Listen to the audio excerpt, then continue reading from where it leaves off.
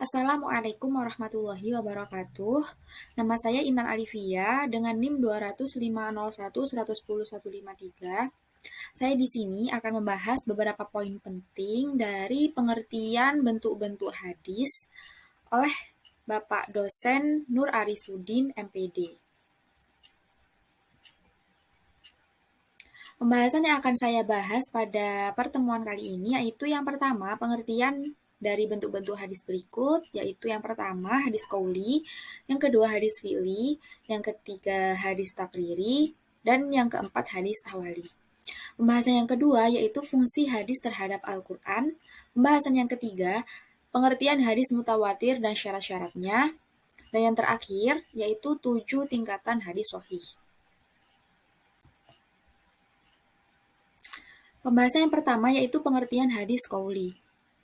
Hadis qauli adalah tipe hadis yang paling banyak, yaitu segala perkataan yang disandarkan kepada Nabi Muhammad SAW yang berkaitan dengan akidah, syariat, akhlak, maupun yang lainnya. Contoh dari hadis qauli yaitu innamal a'malu binniyah, artinya sesungguhnya amal perbuatan itu bergantung pada niatnya.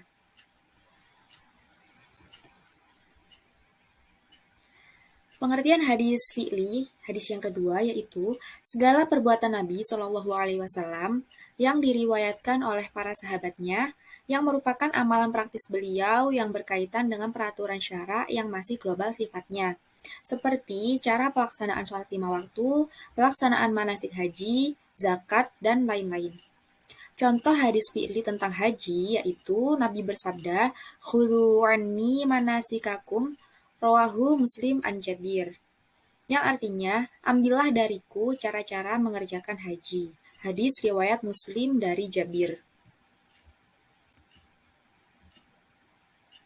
Pengertian hadis yang ketiga yaitu hadis takriri, yaitu apa saja yang menjadi ketetapan Nabi Muhammad SAW terhadap berbagai perbuatan sebagian para sahabatnya, baik berupa perkataan maupun perbuatan, yaitu dengan cara Nabi membiarkan atau mendiamkan suatu perbuatan yang dilakukan oleh para sahabatnya, disertai kerelaan atau dengan memperlihatkan pujian dan dukungan.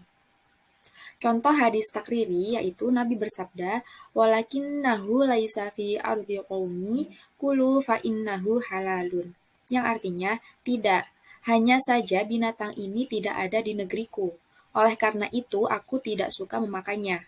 Makanlah, sesungguhnya dia yang halal. Hadis riwayat Al-Bukhari dan Muslim. Pengertian hadis ahwali.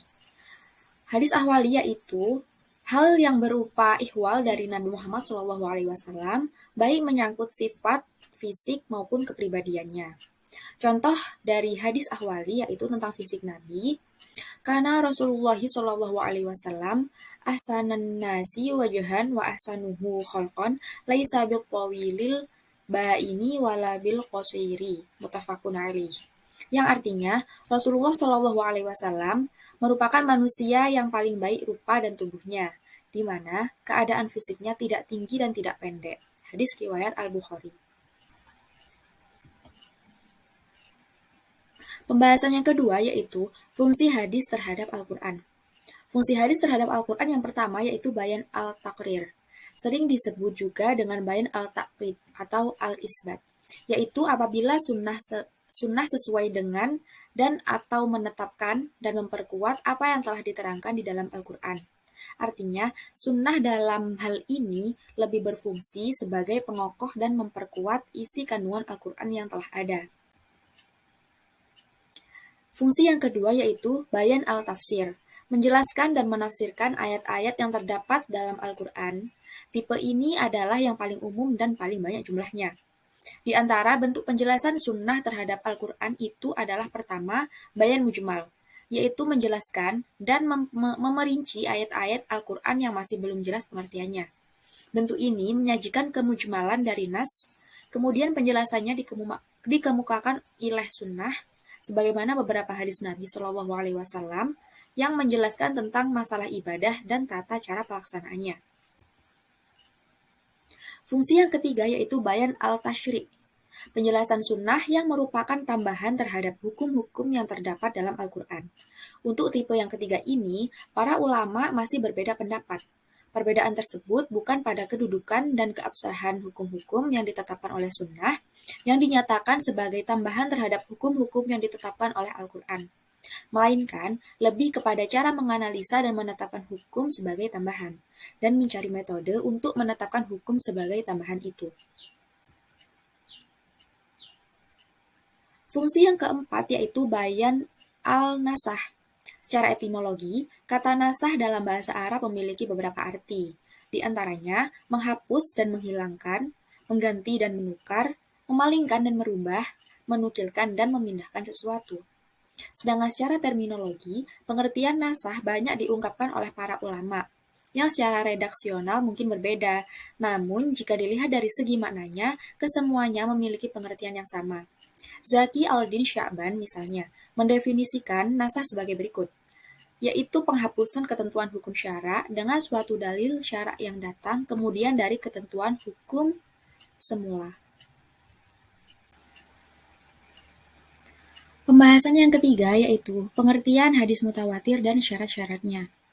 Pengertian hadis mutawatir secara etimologis, lughah, bahasa, lafaz mutawatir dapat berarti mutatabi, yaitu sesuatu yang datang berikut dengan kita, atau yang beriring-iringan antara satu dengan lainnya dengan tidak ada jaraknya. Sedangkan secara terminologis, hadis mutawatir dapat didefinisikan sebagai hadis yang diriwayatkan oleh sekelompok orang yang menurut adat mustahil mereka bersepakat untuk berdusta. Hal itu seimbang dari permulaan sanad hingga akhir sanad, dan tidak terdapat kejanggalan pada setiap tingkatan atau tabaqat.